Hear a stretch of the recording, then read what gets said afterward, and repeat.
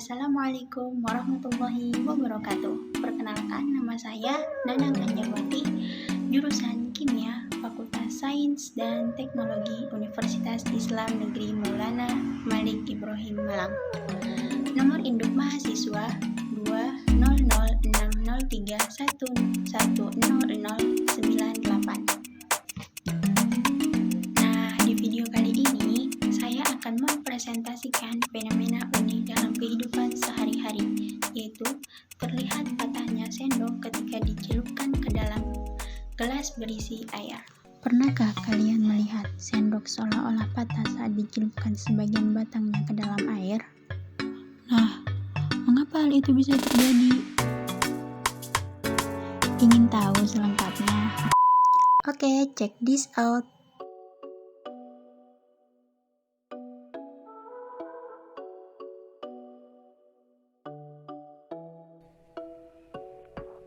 Latar belakang.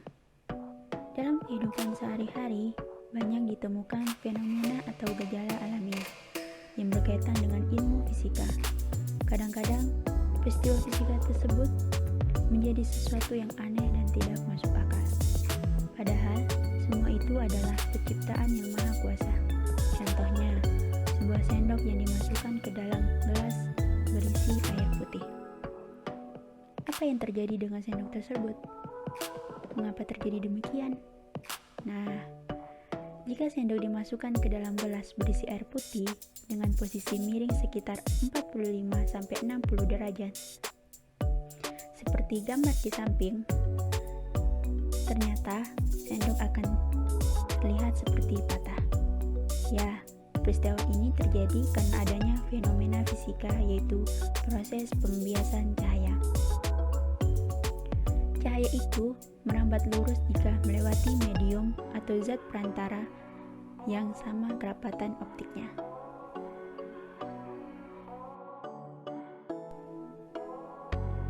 Dasar teori.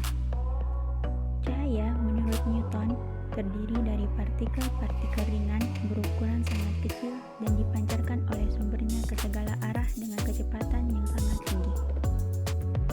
Cahaya sebenarnya merambat lurus jika melewati medium atau zat perantara yang sama kerapatan optiknya. Namun, jika melewati dua medium berbeda, cahaya tidak lagi merambat lurus melainkan akan membelok, yang dikenal dengan peristiwa pembiasan atau refleksi.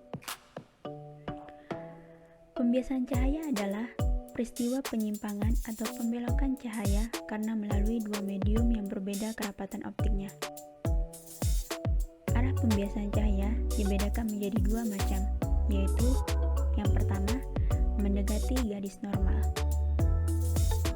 Cahaya dibiaskan mendekati garis normal jika cahaya merambat dari medium optik kurang rapat ke medium optik lebih rapat. Contohnya, cahaya merambat dari udara ke dalam air.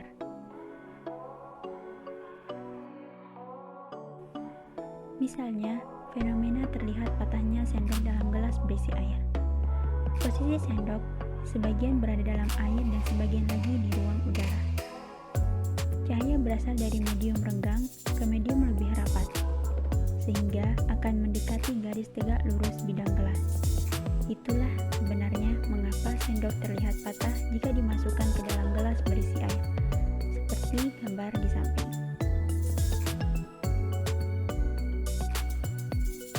Arah pembiasan cahaya yang kedua yaitu menjauhi garis normal. Cahaya dibiaskan menjauhi garis normal jika cahaya merambat dari medium optik lebih rapat. Contohnya, cahaya merambat dari dalam air ke udara, seperti pada gambar. Nah guys, ternyata terjadinya pembiasan juga memiliki beberapa syarat loh. Di antaranya, cahaya melalui dua medium yang berbeda kerapatan optiknya. Yang kedua, cahaya datang tidak tegak lurus terhadap bidang batas, atau sudut datang lebih kecil dari 90 derajat.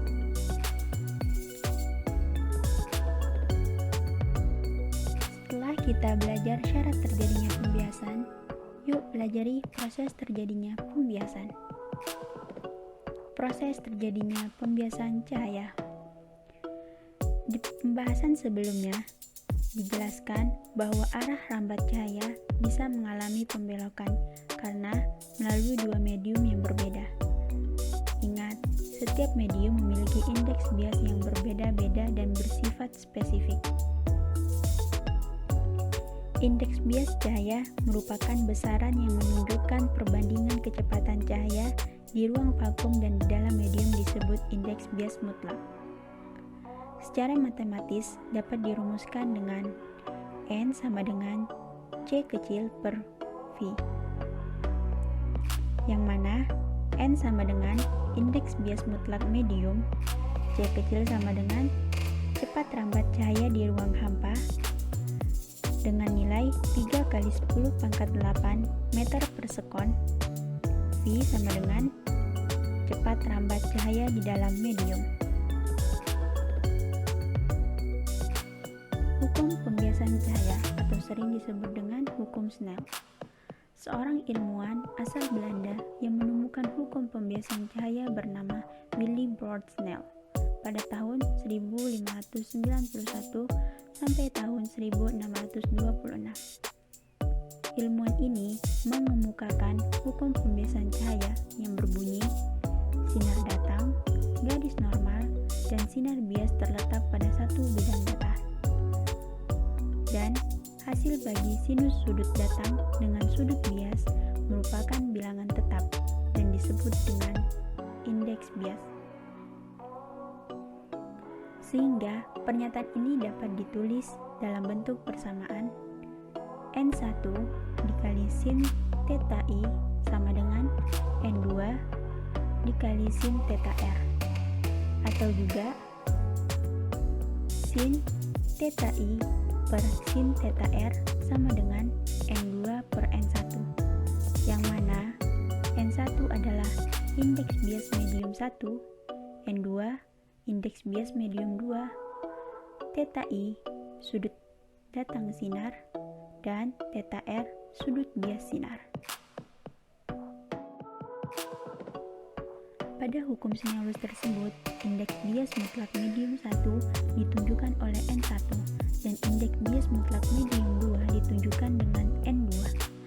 Sementara itu, perbandingan indeks bias mutlak dari dua buah medium disebut indeks bias relatif. Jika cahaya datang dari medium 1 dengan indeks bias N1 menuju medium 2 dengan indeks bias mutlak N2, maka indeks bias relatif medium 2 terhadap medium 1 dinyatakan dengan persamaan N21 sama dengan N2 per N1 atau N21 sama dengan sin theta I per sin theta R. Dengan mensubstitusikan persamaan N sama dengan C kecil per V, kita mendapat bentuk persamaan N21 sama dengan V1 per V2, yang mana N21 adalah indeks bias relatif medium 2 terhadap medium 1, theta I sudut datang, theta R adalah sudut bias, N1 adalah indeks bias medium 1, N2 adalah indeks bias medium 2, V1 sama dengan cepat rambat cahaya pada medium 1, dan V2 adalah cepat rambat cahaya pada medium 2. Yang perlu kita ingat, cepat rambat cahaya di udara sama dengan cepat rambat di ruang hampa. Artinya, indeks bias udara bernilai 1.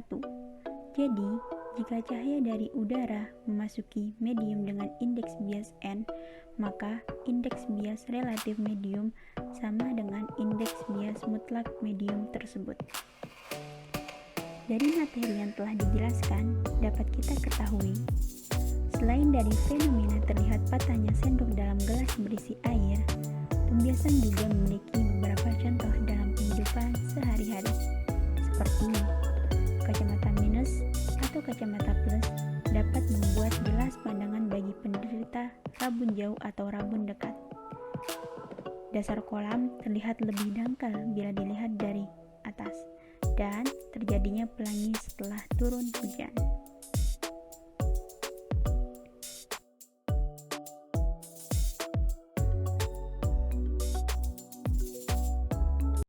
Gimana teman-teman? Udah paham kan? Semoga paham ya. Dan tetap semangat belajar. Kurang lebihnya mohon dimaafkan ya. Thanks for watching. Dadah. Assalamualaikum warahmatullahi wabarakatuh.